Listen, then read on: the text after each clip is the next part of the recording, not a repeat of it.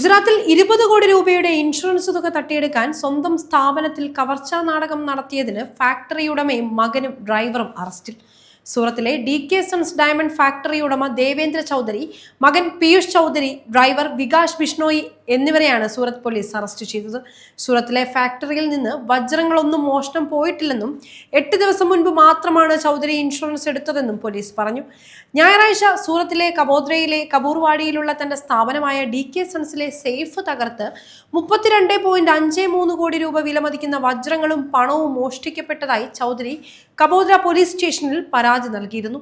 ഉന്നത പോലീസ് ഉദ്യോഗസ്ഥർ സ്ഥലത്തെത്തിയപ്പോൾ കണ്ടത് തകർന്ന നിലയിലുള്ള സേഫും CCTV ക്യാമറകളുമാണ്.